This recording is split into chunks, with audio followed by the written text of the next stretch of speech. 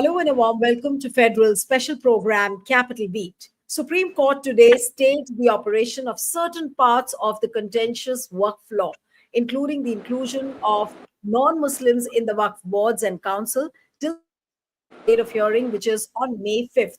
Now, the Chief Justice-led bench also said that the Waqf by user provision should not be de-notified till then. Now, the center assured the Supreme Court that no appointments would be made to Waqf boards. The new law tweaks the composition of the Waqf boards, making it compulsory to include the non-Muslims as its members. So this is what happened today. And if I may tell you what exactly Tushar Mehta assured, he said that no appointment shall take place to boards and councils until under the 2025 Act. He also assures that the status of the Waqfs, including the Waqf by user already declared by notification or gazetted, shall not be changed. And this is what the court has said in its order. So, in effect, the Supreme Court's interim order means that the character of the Waqf properties cannot be changed for now. So, how does one read the last 2 days of proceedings which have happened in the Supreme Court on the Waqf case? Does it look like a relief, or it's like a calculated pause? How does one read that? Joining me now is lawyer and activist Anas Tanveer. Thank you so much, Anas, for joining. And you've also been following this case closely. And for the last 2 days, like yesterday, we saw some 3 directions coming out from the Supreme Court. Then Supreme Court saying that we will pass an interim order. But then again, the order was not passed today. And Tushar Mehta has been given another 7 days now to file the reply. Now, yesterday, it was said that Supreme Court will pass the order. Now, what stopped Supreme Court from passing an order today? The interim order could have been passed, but what happened actually? Thank you, Neelu, for having me. First thing first, I'm just a lawyer, not an activist. I really don't like being called that. And secondly, see, we had a very good day yesterday. Today also, it wasn't a bad day for us. We have certain reliefs which are very rare when it comes to a constitutional challenge to any legislation. There is a presumption of validity of a statute that has been passed by the parliament.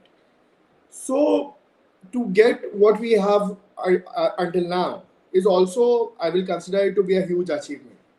Today, when the hearing started, the learned Solicitor General Tushar Mehta, he mentioned it to the court that not much time has passed since the bill has become an act, and that he wants to place certain consultation that took place. He repeatedly mentioned that there was a widespread consultation. The JPC visited villages after villages and towns and cities and states, and all those things he wants to place before the court.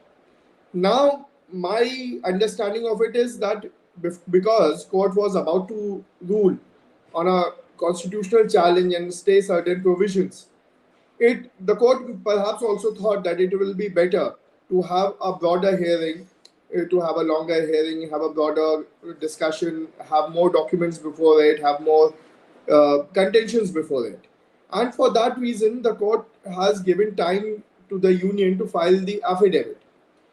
Now, Mr. Tushar Mehta has assured the court that the affidavit will be filed within 7 days and they will not be seeking any further adjournment on this. We'll see how it plays out. But as of today, I'm glad that we have got certain relief, because the relief that we have, the provisions that have been stayed, they have a very far-reaching implications.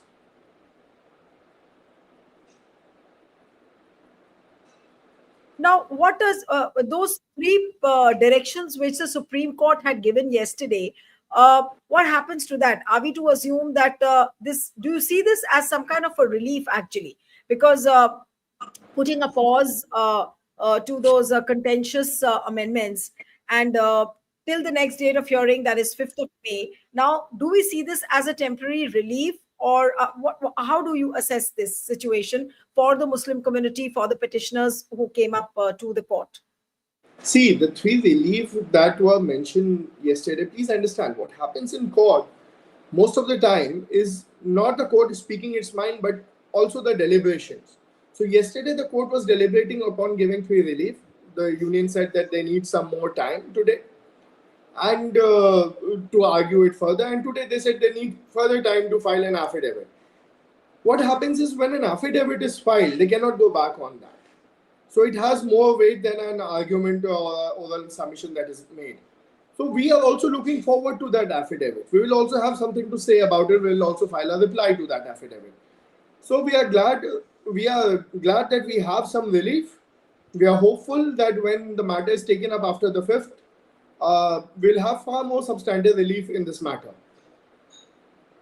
No, but many people are also talking about the fact that, this, I mean, the cheerleaders who came out and they were saying that this is a big victory for us. And at least, the Modi government looks like it's on a back foot. Can we say that really, that the Modi government is actually on a back foot or not on this? See, I mean, it's not like a game. It's court proceedings. But yes, from yesterday's hearing and what transpired today, even the interim relief that we have, as he mentioned, it is very rare. It is very, very rare that that there is a stay in a constitutional challenge. There's any interim relief in a constitutional challenge. So, if it is a victory, it means that the Union of India, or the Modi government for that matter, is obviously on a back foot. But, and I'll say this with all humility, that it can be considered a victory. There is no harm in considering this a victory. It is a partial victory for us. It is big. It is not, like you mentioned, the cheerleaders. The cheerleaders are not wrong. The cheerleaders are not wrong. It is a substantial victory. And we must treat it like that. No, but Tushar Mehta, didn't he know yesterday that he had to file an affidavit? Because, see, yesterday, why I'm asking is that, whatever happened yesterday and what we saw today didn't find anything very, very different in terms of outcomes. Like the bench spoke about the 3 directions. Today also they stressed upon that fact, and except that Tushar Mehta now has got some more time, but he knew it yesterday also that he will eventually have to file an affidavit, reply to the court. So what about the stand which Tushar Mehta has taken today? See, perhaps yesterday Mr. Mehta may not have anticipated that court may be inclined to grant interim relief. Though I can counter myself by saying that it was one of the first time that we had filed something, a constitutional challenge, and the union had filed a caveat on that. Generally, it doesn't happen like that. But I believe that the government is a little anxious about this matter and how it is playing in the court. Even yesterday, I don't think it was a very good day for the Union of India. The questions that the court raised, many went unanswered. The Solicitor General evaded a lot of questions. For whatever reason, he evaded a lot of questions. The court pointedly asked, will you allow non-Hindus to be on the board of the Hindu temples like Kashi Vishwanath or Vaishno Devi or otherwise? And there was no answer. And our condition, Mr. Sanjay Hegde, who was leading us in this matter, he also mentioned it that the word own affairs has a historical there's a historical reason behind it, because the Golden Temple in Amritsar, it was at one point under the command of the Mahants, and there was an Akali movement, and that Akali movement actually led to constitution using the word own affairs in Article 26. So if seen in that context and everything, I believe that the union is a little anxious. They could have they could have taken time to file affidavit yesterday itself. They did not. Today they came up that they want to file an affidavit. I believe it could also be that Mr. Mehta may not have had the instruction to file the affidavit. Today he had received the instruction from the union to file the affidavit, so perhaps that may be the reason. Right. But now, what about the arguments which were put forth by Mr. Kapil Sibal? They were also very interesting. And he spoke about how this act is unconstitutional. And he spoke about the omission of the Waqf by user. And he stated that most of the Waqfs, for instance, Jama Masjid, Delhi, they are Waqf by the user. And if they were forced to now give a deed, it would be impossible to furnish it, as Waqf can also be created orally. Now, what he has said exactly, and I'm quoting it for the viewers, they will ask us if there was a Waqf created 300 years ago, and to produce the deed. Many of these properties were created hundreds of years ago, and there won't be any documents. Now, what my question to you is that will the courts now look at this aspect also and look at the entire act from the constitutionality part of it? That is the act really unconstitutional? Yes, sir, Anas. Yes, of course, the court will look at it. The court will consider all the arguments, and this is one of the strongest argument that we have. As far as the Waqf by user is concerned, see, this is between this Waqf. The creation of Waqf is between me and the God. Okay, there is no state involvement. There is no involvement of anyone else. It is my property, and I'm giving it as a Waqf. If and I'm doing it for my hereafter, because Islam emphasizes on the hereafter, and the state has no say in it. The state has no say. It is my property. I want to give it for a charitable purpose. You cannot stop me from doing charity. Matter of fact, one of the petition that has been filed by a friend of mine with Daya Singh as a petition, he's a Sikh gentleman, and he says, will you stop me from giving charity to any religion I feel like? And that is what it is. You cannot stop anyone from giving charity. How can you stop? There's no rationale behind it. It doesn't prevent any encroachment. It doesn't do anything at all. There is no objective that they're trying to gain from it, except perhaps harassment of Muslims. Yeah.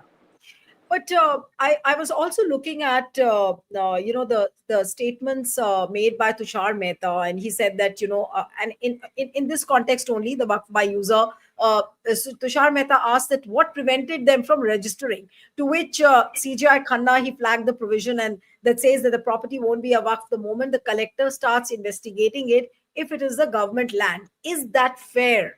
CJI Khanna, he asked the Solicitor General, to which Tushar Mehta said that the use as a Waqf is not stopped, and the provision only says that it won't get the benefits as a Waqf in the meantime. Now, what is Tushar Mehta actually trying to explain here, or in this particular? It is very confusing for us as well. See, the evidence of Waqf by user is in the usage. It is not in the registration. The evidence is whether it has been used in that manner or not. And in M. Siddiq, a 5-judge, the Ram Janmabhoomi Babri dispute judgment, the 5-judge bench very emphatically said that usage is in evidence of a Waqf, of property being belonging to Waqf. So what he was trying to say was contrary to the said law, and it actually didn't make any sense. Let's be honest. Right. No, but somehow, there were many people who came out of the court and said that, today's hearing has complicated the things. It's very confusing. Now you have a hearing which is scheduled now for 5th of May. Then 7 days have been given to Tushar Mehta to file a reply. Now, is there a confusion? Is it the same thing which the lawyers also felt? Many people felt that, it was very confusing today. No. See, constitutional challenges are dealt in this manner. Most of the time, there is only notice issued, and the matter, you have seen it in CAA. Yeah. The challenge is still pending, and when it was notified, the matter was again taken up, and then again nothing happened in that. So the constitutional challenges, they do take time, and therefore the interim relief is very crucial. And as of now, as of today, what is important is to see that there cannot be any appointment in the Waqf Council or the Waqf Board, and Waqf by user, registered and declared, all these Waqf, the nature of that, it cannot change, the character cannot change. So, and from this flows the power of a lot of power that has been given to the collector here. Now the collector does not have, as of today, a lot of power that was given by this act to exercise. So I have to treat it as a victory. And see, understand, the court will have to create a balance. Has to protect the state's interest as well. Do you call it a victory in the real sense, just on the basis of a verbal assurance of someone like Tushar Mehta? Now, see, for example, he gave a lot of assurances in the election cases as well. You remember what happened last year in the election petitions? A lot of assurances were given. All of them fell flat. So that is why my point blank question to you is that would you really hail it as a victory on the basis of a verbal assurance from a man whose assurances haven't actually come to a fruition in the previous years? I have two things to say. First, this has been recorded in the order. We are still the order is yet to be published. But this one is recorded in the order. It is not mere an assurance. The assurance has been recorded. So it has the power of the order of the court. Secondly, I have immense respect for Mr. Tushar Mehta. I'll be very honest. He has a difficult client and he does his best. His client, Union of India, has a great legislative intent when it comes to harassing Muslims. Okay, but they really don't have the talent towards legal drafting or legislative drafting. The confusion that people are talking about, it is because of this. The drafting is poor. And I have raised this during Triple Talaq as well. The drafting, I don't know if it is by design to confuse, to baffle. Okay. And so there could be a design as well. No, I'm just taking a cue from what you said. So there could be a design to deliberately it could be confuse. designed. I remember when I was in law school, I read this quote and I wrote it on my notebook. If you, and I'm going to censor one word, but I will just say it. If you cannot dazzle them with billions, baffle them with BS. So it could be that as well. All right, I have this quote memorized because we use this in court. Yeah, this is an art, and I really, really respect the art of advocacy. That it is admirable that what Mr. Mehta shows in the court. It is amazing the way he handles. I know he's a very different person outside the court. But just for a moment, if I say that maybe it's by a design that he's trying to confuse, then are there reasons to be happy? Are there reasons to cheer then? Because you never know when the order when the order comes, you never know whether this verbal assurance which has been given, though it is part of the order today which has been written, but you never know what will come for the final thing. Can there be a change?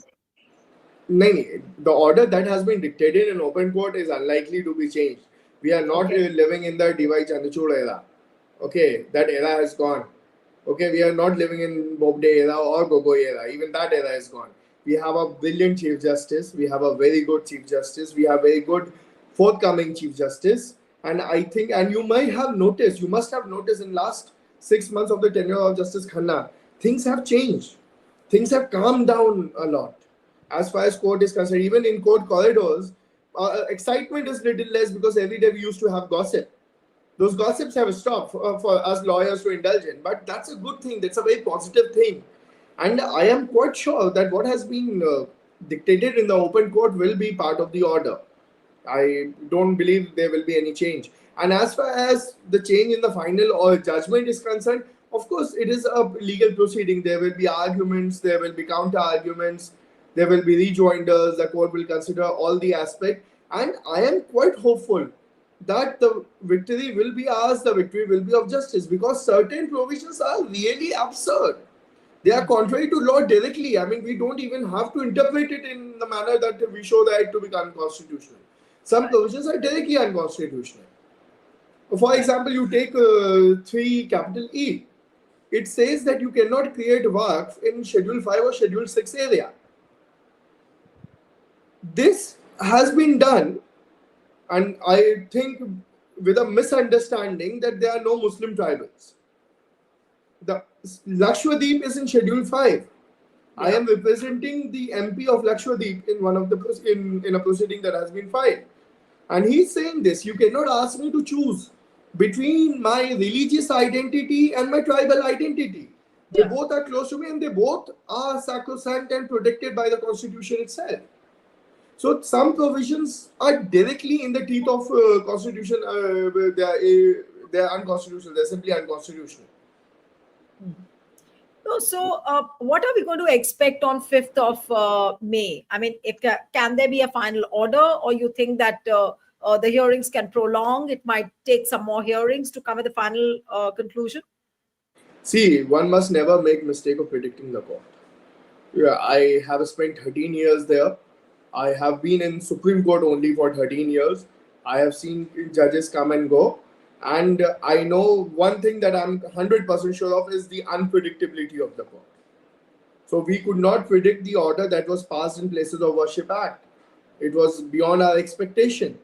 And we even could not have predicted this interim stay today. Let's be honest. Because there's presumption of validity. It's a very strong presumption.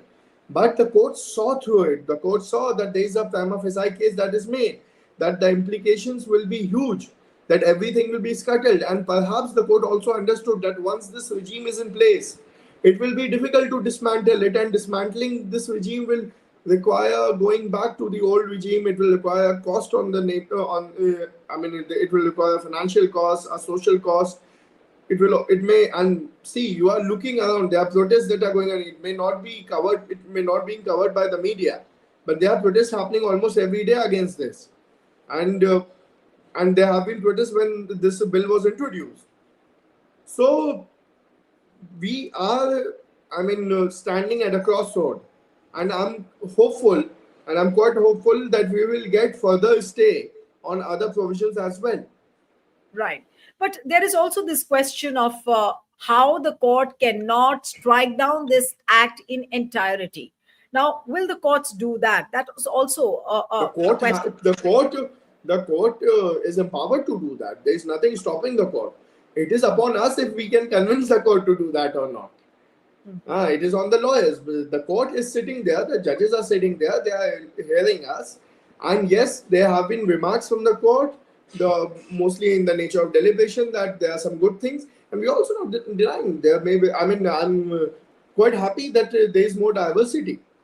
But the diversity was there earlier as well. All right. And so you do feel as a lawyer that everything is not so bad about the law, right? This is me as a Muslim saying that not everything is bad about the law. As a lawyer, let me put it very clearly. Okay, we are challenging each and every provision because one flows from the other. And Yeah. especially, see, the provision of work by user, Waqf alul aulad, and registration, penalty, imposition of non-Muslims in the Waqf board, giving so much power to the collector, and all those things we are challenging. And the monuments that are under ASI protection will lose their Waqf status.